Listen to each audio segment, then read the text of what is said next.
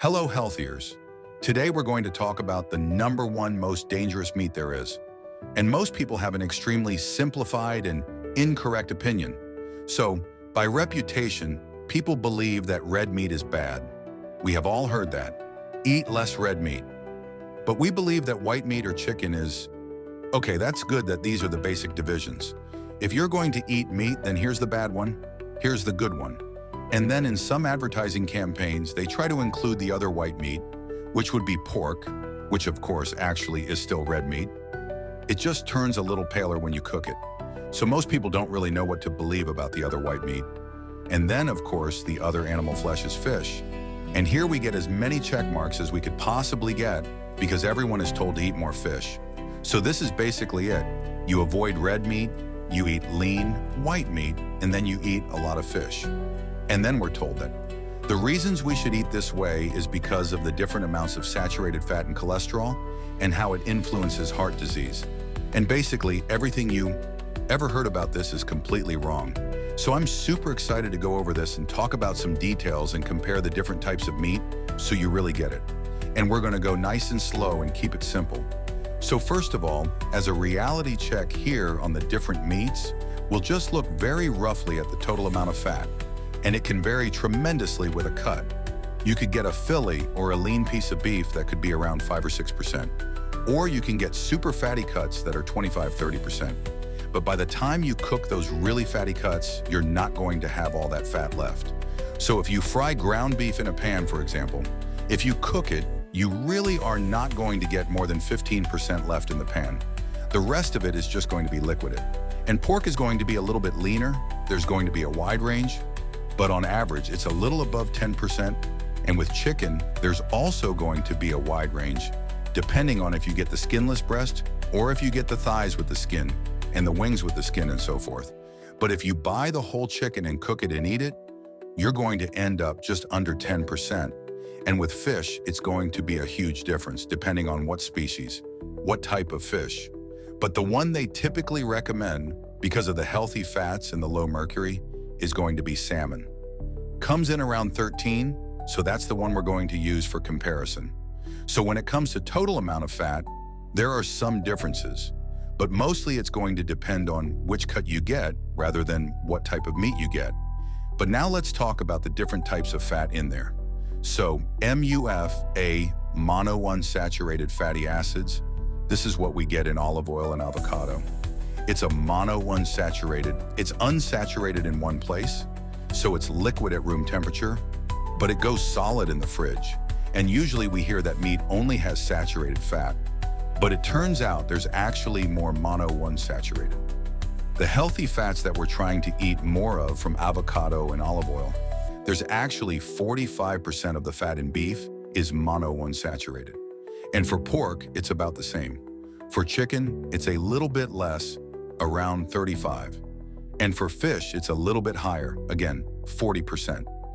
So this healthy oil that most people think about as a plant oil, as a very healthy plant oil, we have anywhere from 35% to 45% in animal products. And the next one is the one we think about. With meat is saturated fatty acids, which again, are not bad if they come from an animal that lived a healthy life. A cow will put on a certain amount. It's about 45% monounsaturated and 40% saturated, which is very, very close to how humans store fat also. And all of these are animals, so they're going to have similar amounts. With pork, we're going to get about 35% saturated. With chicken, we're going to get about 30%. And with salmon, we're going to get about 20%. So all of these have significant amounts of saturated fats. Well, what about cholesterol? That's the next thing that they blame heart disease on. So here we're going to look at how much cholesterol in milligrams. So realize that here we're talking about per 100 grams of fat in the food, we have like 45 grams. Over here, we're talking about milligrams when it comes to cholesterol. And in beef, we're going to get about 80 milligrams of cholesterol per 100 grams of meat. And for pork, we're going to get the same. For chicken, we're going to get about the same. And for salmon, we're going to get a little bit less, but it's still in the same ballpark as you can tell. So when people tell you that cholesterol is so horrible, that first of all is not true. But secondly, you get it about the same, approximately the same with, regardless of what type of meat you eat. But now if we look at the big components, the monounsaturated and saturated, we see that they add up to about 85% for beef, a little bit less for pork and chicken, and about 60% for fish for salmon. So then the question is, what is the rest in there? What do the others have more of? And the answer, of course, is polyunsaturated fatty acids. They make up most of the rest of it, that's the major remaining component, and typically we hear about polyunsaturated as something good.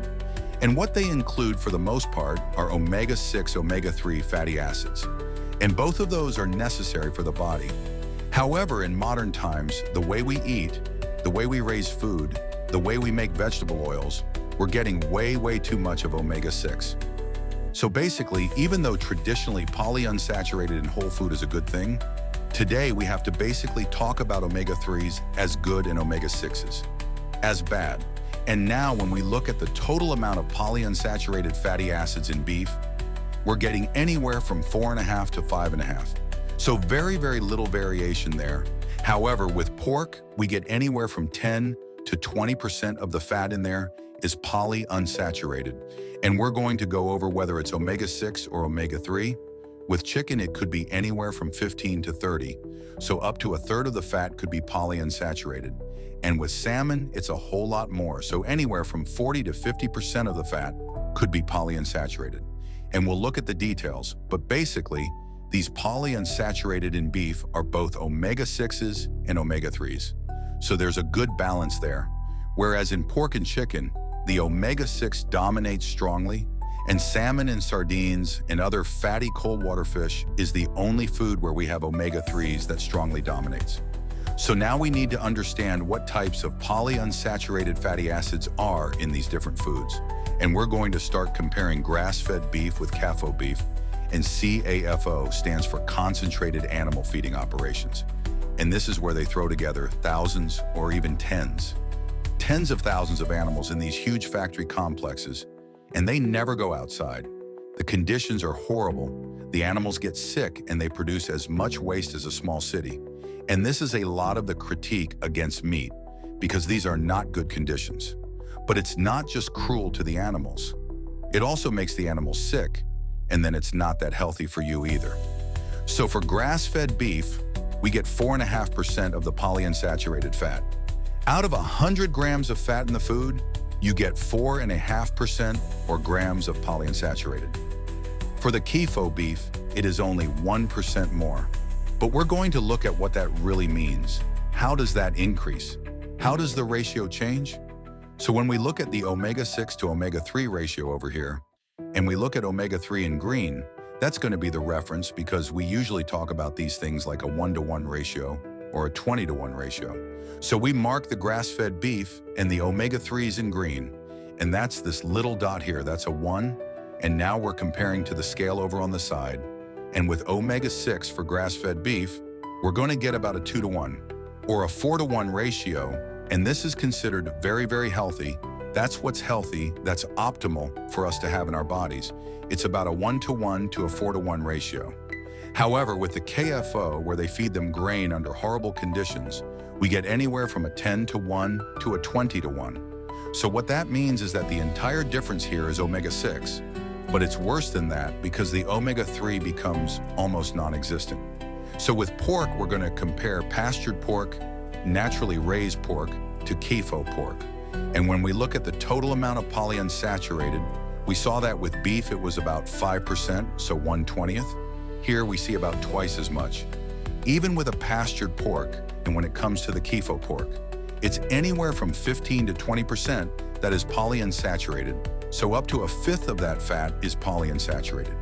But then the question is it omega-3 or is it omega-6?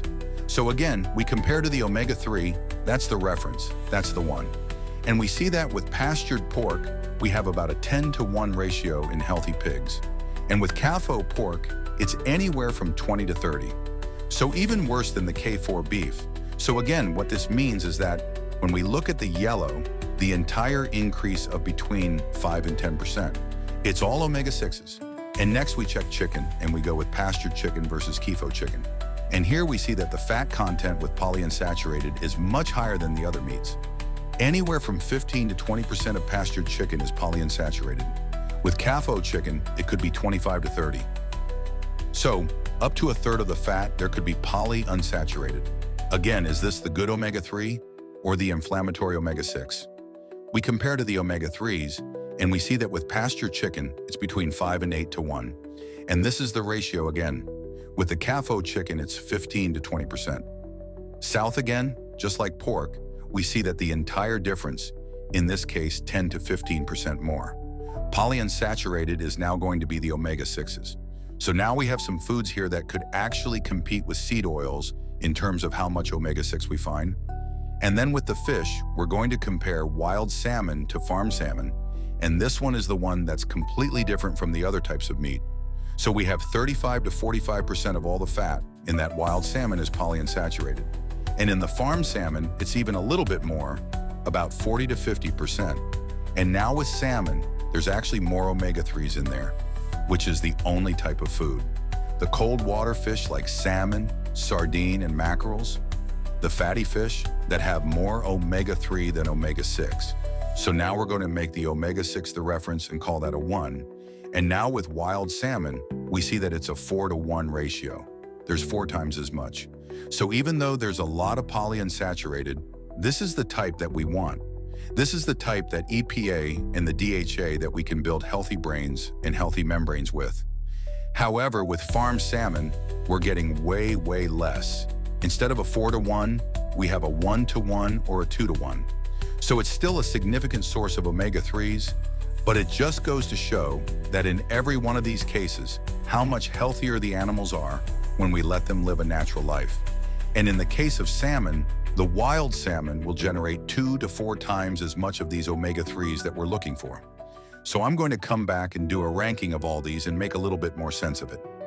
Still, but first I want to mention another factor that some people are afraid of red meat, and it's called TMAO, stands for trimethylamine oxide.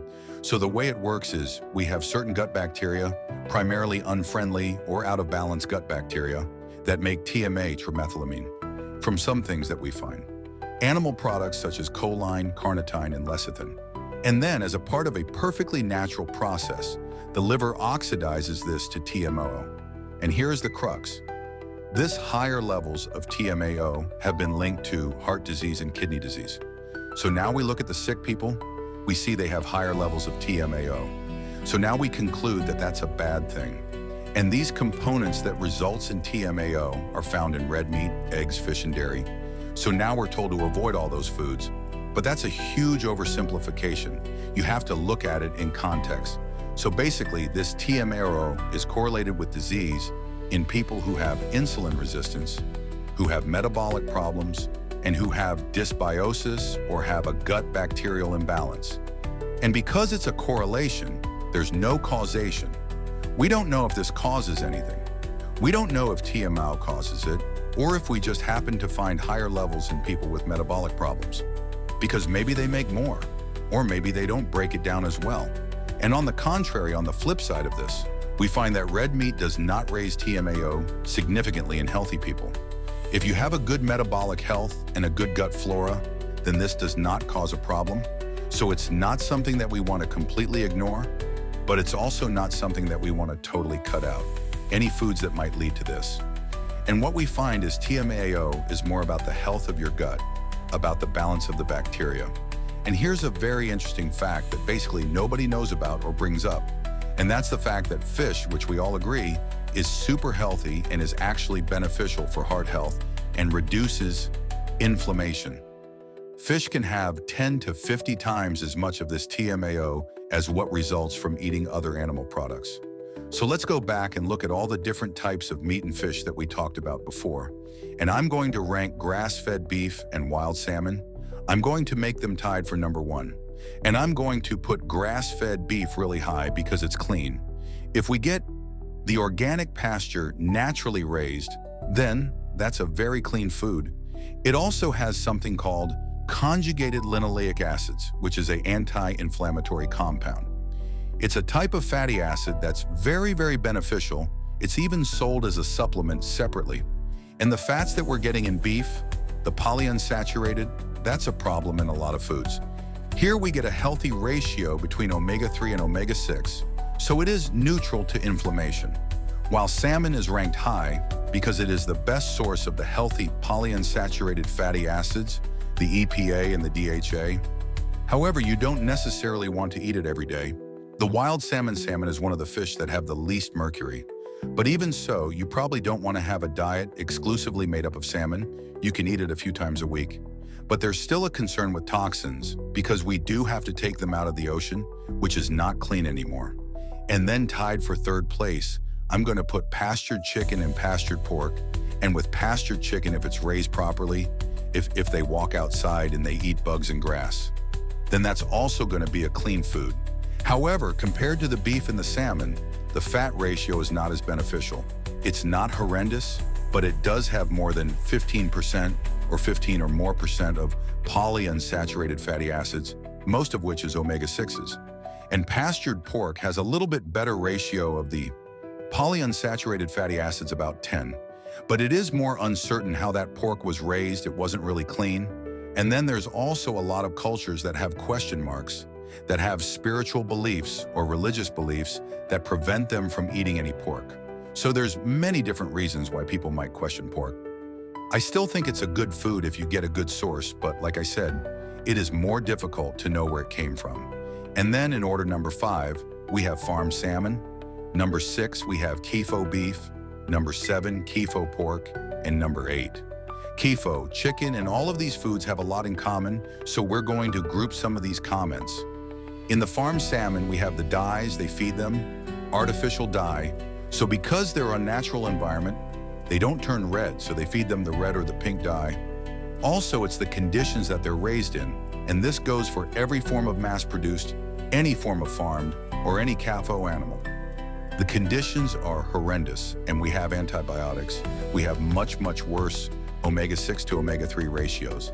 And the reason that farm salmon is up at the top here is that it's still very beneficial in terms of omega-6 to omega-3 compared to the others. There's also a high probability that you're going to get some hormones. You're going to expose these animals to cruelty, and the impact on the environment is horrendous. A lot of people who criticize beef are right in that K4 beef is not good for the environment, but then they don't make a distinction to grass-fed beef, which is actually good for the environment because they live in balance with their environment. So we basically have two big divisions here. We have the naturally raised, which I put in green here, because these are all relatively healthy and you could eat a good variety of these as a foundation. And if you can get a hold of these foods and you cook them at home, then that's what you want to go for. But then the question is, what are they going to use for processed meats? And what are you going to find in restaurants?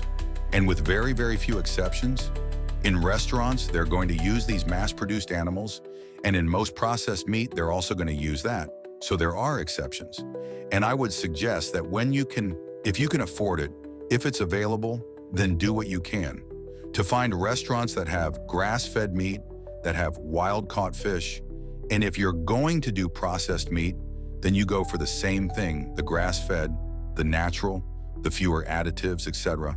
And I almost have to laugh when I look at this list, and you think about what we started with, that the perception is that red meat is bad and chicken is good. And here we have, in my opinion, based on what I have just gone through, it's the exact opposite. And by some strange miracle, and through billions of dollars of advertising, there are fast food restaurants.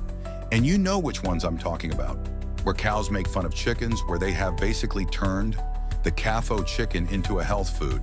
And I can't tell you enough reasons besides these to avoid that. Where it is, I mean, eat it once in a blue moon if there's absolutely nothing else. But it's not a health food, and it's not something that you want to eat on a regular basis. So here we have the good and the bad, but we were also supposed to talk about the worst. And I think you're starting to see now that it's not about the type of meat, but it's more about what have we done to it. So basically, where does it come from? What did it eat? How did it live? How did we raise it? And then after that, what have we done to it since then, after it was raised? What are we doing to it? Now, are we adding a bunch of stuff like artificial flavors, artificial colors? We add sugar, high fructose, corn syrup. We add preservatives and additives with all these different acronyms and abbreviations. There's hundreds of them. We add modified food starch, we add soy protein isolate, we add binders and fillers until there's hardly any meat left in there.